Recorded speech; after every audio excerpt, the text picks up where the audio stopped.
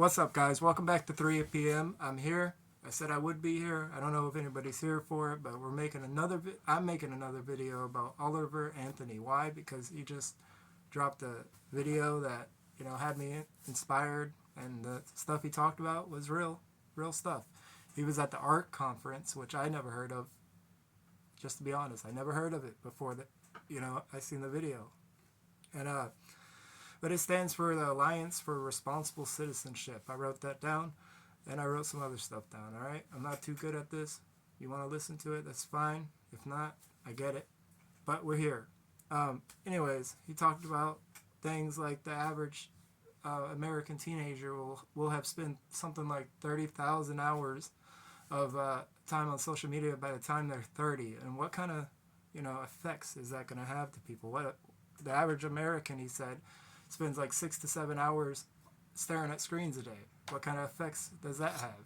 I'm sure it has some effects, like, if you're staring at screens all day, or I've gotten headaches from staring at a screen too much, or like wearing my Bluetooth headphone too much, sometimes, there's other stuff that could go into that, but I won't even go into that. I'm not blaming it, this is just my opinion. But anyways, he talked about like we're the last people to really know what it was like before the digital age and social media and all that. And I was like a kid, but I remember going out and building forts and being in nature. I was talking to my son about how I used to go and build forts, and we had some fruit trees and tangerine trees down the road, and I used to go and like pick fruit from the trees and bring it back to my fort, so I had some food to eat. And I knew a place that had water down the street in case I ever had to get up and go. I had water. I had this fruit in the winter. I don't know what I was going to do in summer, but I never really had a reason to run away, so I never did. But there were some times I probably thought about it. He talked about clickbait influencers. This is something that I could get behind. Behind not agreeing with clickbait influencers, okay? Because I feel torn about this, because there's people that do it and it's clickbait, like Roman Atwood. He's the clickbait king, but it's clickbait, and it's okay. You're expecting it to be clickbait with Roman Atwood, so it's fine. Shout out to Roman Atwood, And there's some influencers I like Cletus McFarlane, Roman Atwood. There's a few other ones, but I ain't going to get into them. Those are a couple. And there's some famous people I like Matthew McConaughey. I love Interstellar.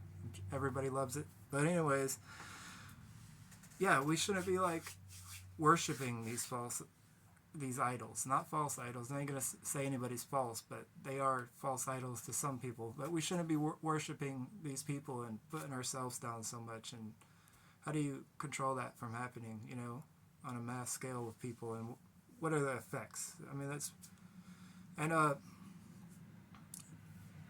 one more thing he talked about was North Carolina, and how all the bureaucrats and city slicking folks didn't do crap to help these folks. It was the people in North Carolina that stepped up. Now, I've listened to other podcasts and stuff like this about it, that people that actually lived, near or close to it, and knew people that were affected. And anyways, it was the people stepping up. And he talked about how that inspired him to create this project called the Rural Revival Project, where he's going to try to revive rural areas and give people a place to get together as citizenships.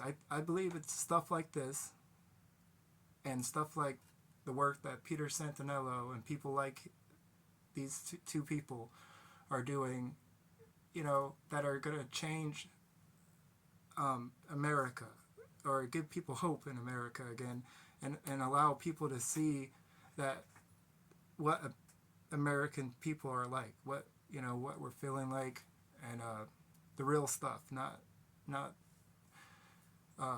the social media stuff, not the celebrities, all the drama, the politicians. It's like the real people. And that's what people want to see. They don't want to see, like, I hate the clickbait stuff because I hate how everything's got to be fancy and flashy and like a movie. And I get it. A nice edit is a nice edit.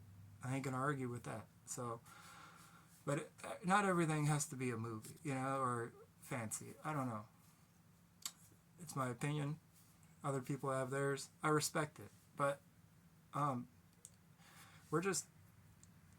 we got to get back to real life before the digital stuff kind of takes over and we can't really tell the difference. And the more and more, he spoke about how the more and more we rely on it, like, then we need it. And yeah, you don't want to need it. And it's something inside me maybe because I'm a man, whatever,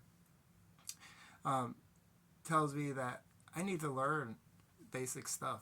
Like every man should probably know how to chop wood or change a tire or just simple stuff. Just like I would think some women would think every woman should know how to do certain things. That doesn't involve the kitchen. But some people would say otherwise.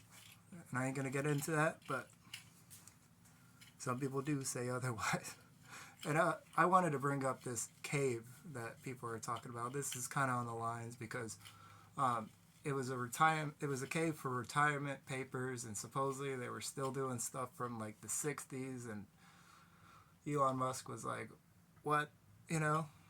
What's going on?" And it's like people were arguing like, "Oh, they need to update their system." It's like, and people were saying, "Oh, this is a way so hackers can't get in," and they're down in a cave because it provides lack of moisture and preserves the paper.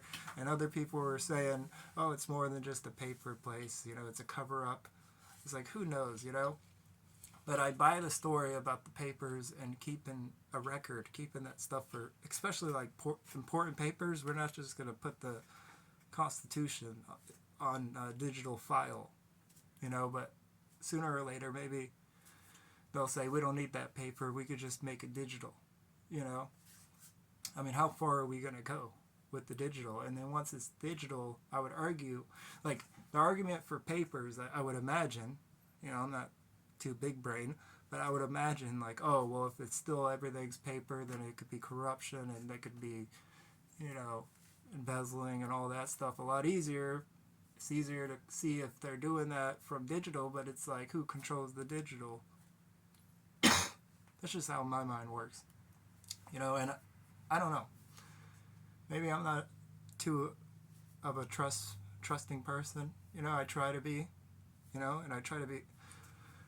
I would like to think I treat people with respect, especially if, they treat me with respect. So I treat people how they treat me, kind of, or how I would want to be treated. And there's certain stuff that I've learned from my grandma, I guess I would say the most, because she was from Indiana. She grew up on a farm. My mom did too, but she grew up hard, and she didn't kid around, and she was a strong woman, and she conservative, and just the way we grew up, the way I grew up, it's like I don't know, we didn't grow up to be I was talking to somebody like this the other day. It's like we didn't grow up. I didn't grow up to be like sorry, I can't get it out.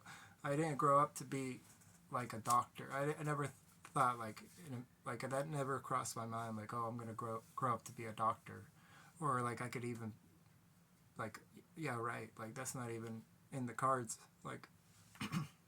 And it's sad, but it's true. And it wasn't a problem. It's not like I was sitting around saying, oh, I'll never be a doctor because of my status. It just was never even in my mindset as a kid. because of how I was raised or whatever. I had no control over that. Up to a certain point, everybody does. But you have no control of your environment when you're a kid and how it, what it turns you into. So what is this? We're the last generations that are going to know what it's like before digital reality and all that stuff. So what is this going to do to these kids that never got to go outside? Really, and like build a fort. I remember when I was a kid, they were stopping us every other day saying we couldn't build forts in this woods. We would just move to another woods. And also, I don't know, it just, the fruit got crappier over the years. It got crappier. It used to be delicious fruit, and now it's not the same. It's crappier. It's not even worth getting anymore. It's still there, but it's not worth getting. That could be anything, but it's probably just all the pollution and all that. Nobody's taking care of it properly. I don't know. I'm going to start gardening. I'm going to make small steps. Small steps to try to better my life. It's a struggle. I'm not perfect, but I feel like most people feel the same way, at least the ones that aren't, hive mind already, whatever you want to call it. But yeah, I think I'm done with what I wanted to say for today.